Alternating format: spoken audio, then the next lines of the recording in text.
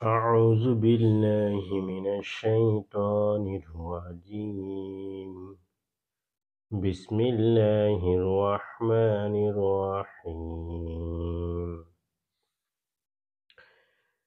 يا أيها الذين آمنوا لا يسخر قوم من قوم عسى أن يكونوا خيرا منهم ولا نساء من نساء عسى أن يكن خيرا منهن ولا تلمزوا أنفسكم ولا تنابزوا بالألقاب بئس الاسم الفسوق بعد الإيمان ومن لم يتب فأولئك هم الظالمون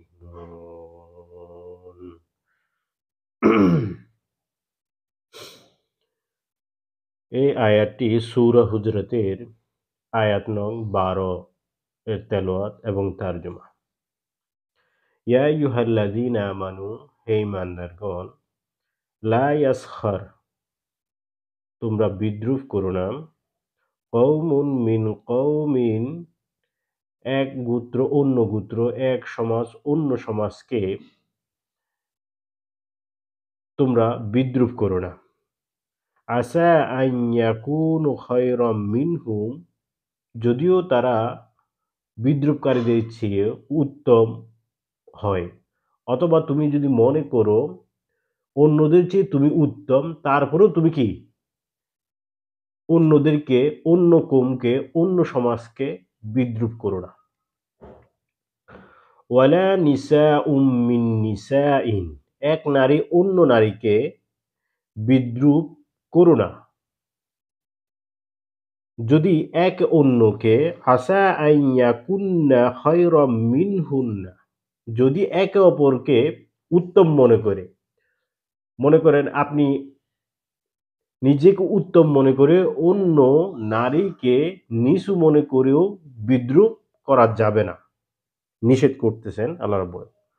ওয়ালা তালমিজু, নিন্দা করো না, আনফুসাকুম, তোমরা একে অপরকে নিন্দাও করো না, গীবত করো না।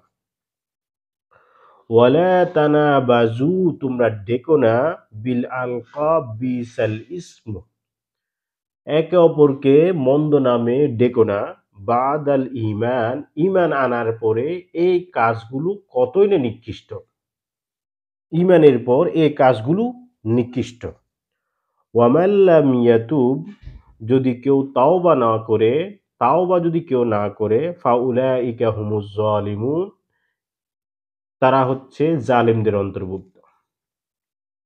এই আয়াতটি অর্থাৎ সূরা হুজরাতের 11 নং আয়াত আমাদের সমাজের জন্য অত্যন্ত গুরুত্বপূর্ণ।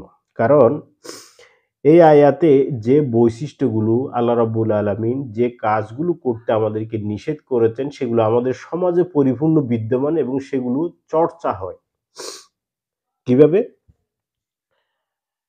ইয়া আইয়ুহাল্লাযীনা আমানু লা ইয়াসখার কওমুন মিন কওমিন আসা আন ইয়াকুনু খায়রাম মিনহুম, হে ঈমানদারগণ, তোমরা এক জাতি অন্য জাতিকে বিদ্রূপ করো না। কারণ আমাদের সমাজে আসলে শেখ সমাজ, সৈয়দ সমাজকে, সৈয়দ সমাজ, চৌধুরী সমাজকে, উপরের সমাজ নিচু সমাজকে কি করে বিদ্রূপ করে থাকে, শ্রেষ্ঠ মনে করে থাকে, অহংকার করে থাকে। এক্ষেত্রে কিন্তু আল্লাহ রাব্বুল আলামিন এটা করতে নিষেধ করছেন। এই বিষয়ে আমাদেরকে খেয়াল রাখতে হবে। যদিও সৈয়দ বংশ মনে করে আমরা শ্রেষ্ঠ শেখের চেয়ে, শেখ যদি মনে করে চৌধুরীর চেয়ে আমরা শ্রেষ্ঠ, তারপরেও কি করা যাবে না? বিদ্রূপ করা যাবে না, অপমান করা যাবে না। ওয়ালা নিসাউম মিন নিসাইন আসা আন ইয়াকুন্না খায়রাম মিনহুন্না। এক নারী অন্য নারীকেও বিদ্রূপ করতে পারবে না যদি তারা একে অপরকে যদি শ্রেষ্ঠ মনে করে। আল্লাহ তাআলা এই নারীদের বিষয়ে এই জিনিসটি স্পেসিফিকলি বলার কারণ হলো নারীদের মাঝে একজন বিশেষ করে এই বিষয়গুলো বেশি চর্চা হয়। যদি কয়েকজন নারী মহিলা যদি একসাথে হয় তারা একে অপরকে বিদ্রূপ করে, মনে করেন একটা এই একজন শাড়ি পরলো, আরেকজন শাড়িকে বলে এটা ২-৫০০ টাকার শাড়ি। কেউ যদি গহনা যদি না পরে, স্বর্ণ যদি না পরে, আমার স্বামীর কাছে অনেক গহনা আছে, তার কাছে কি আছে? মানে এটা অনেক সময় বিবাহের ক্ষেত্রে, অনুষ্ঠানের ক্ষেত্রে, এই ক্ষেত্রে তারা একজন আরেকজনকে কি করে থাকে? প্রতিযোগিতা করে থাকে। এভাবে তারা একে অপরকে বর্তমান সমাজে যে বিদ্রূপটা করে থাকে।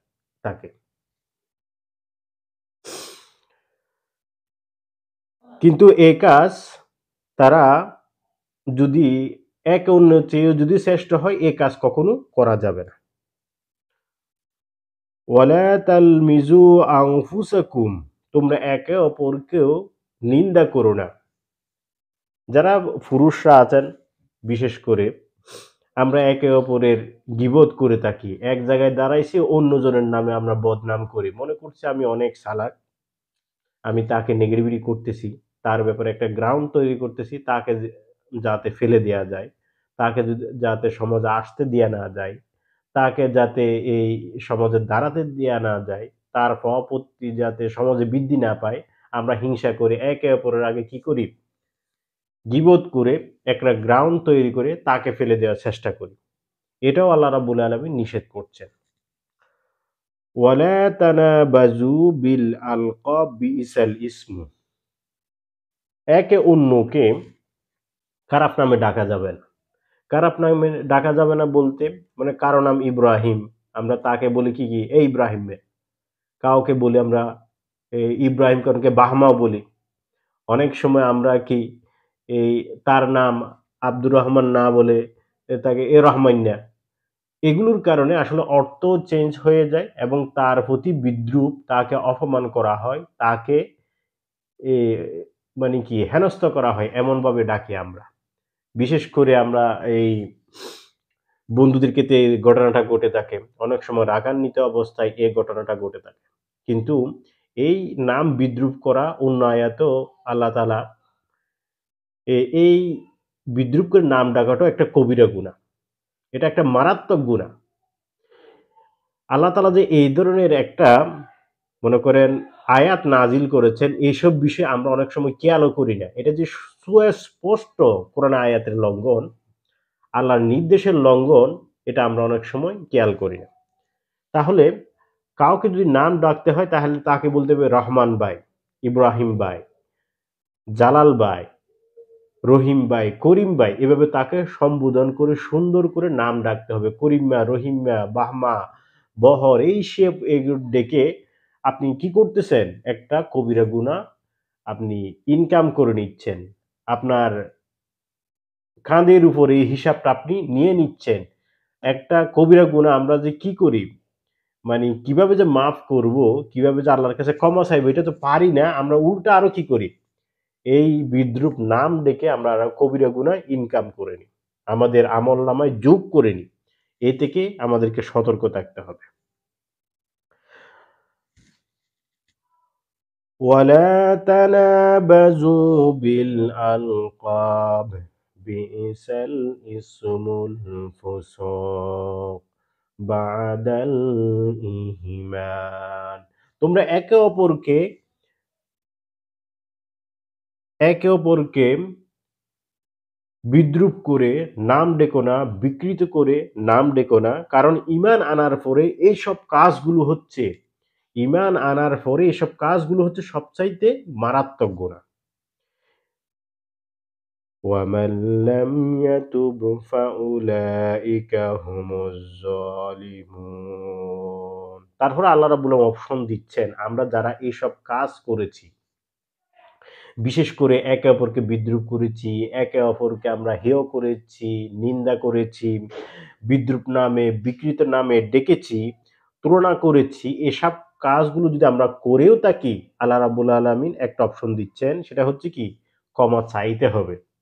যদি এসব কাজ করার পর যদি আমরা ক্ষমা না চাই, তাহলে কি হবে? ফাউলাইকা হুমুজ জালিমুন। আমরা জালিমদের কি হব? অন্তর্ভুক্ত হব। তাহলে সূরা হুজুরাতের ১১ নম্বর আয়াত, এই আয়াতটির ব্যাপারে আমরা কয়জনে জানি? এ ধরনের আয়াত যে আছে বিকৃত নামে ডাকা বা এই বিদ্রূপ নামে ডাকা বা কোরআনে আয়াত আছে, আমি যে এভাবে মানুষকে ডাকি, এই ধরনের যে আল্লাহ রাব্বুল আলামিন নিষেধাজ্ঞা দিয়েছেন, নিষেধ করেছেন, ফরজ লঙ্ঘন করতেছি, কবিরা গুনাহ আমার হিসাব নিকেশ আমি যোগ করতেছি, আমাকে কিয়ামতের ময়দানে কি হতে হবে? জবাবদিহিতা করতে হবে। আমি যে এটা করার পরও যে আল্লাহর কাছে যদি ক্ষমা না চাই, আমি যে জালিমের অন্তর্ভুক্ত, এইটার বিষয়ে আমরা কয়জনে সচেতন আছি?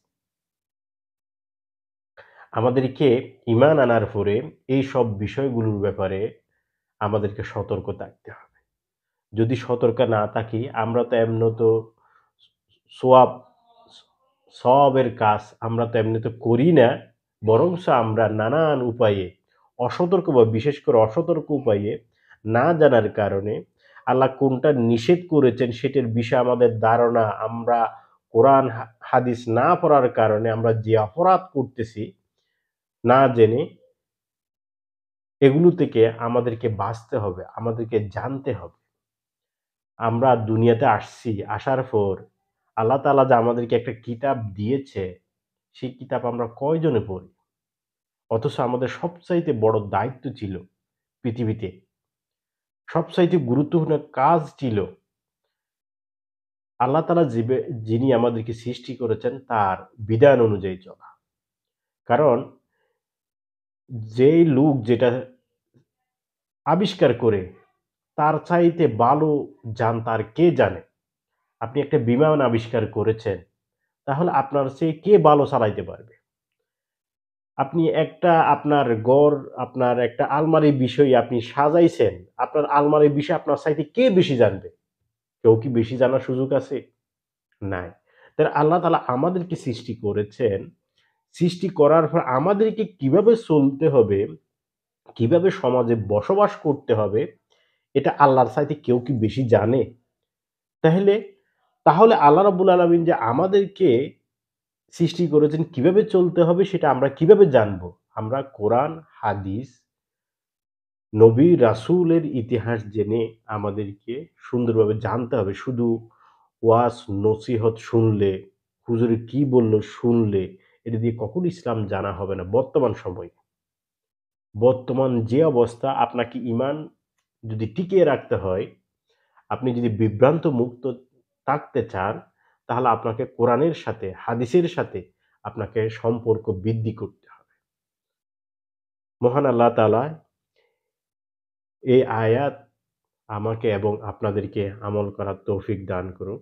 ওয়া মা তৌফিক আলাইনা ইল্লাল বালাগ। আসসালামু আলাইকুম ওয়া রাহমাতুল্লাহ।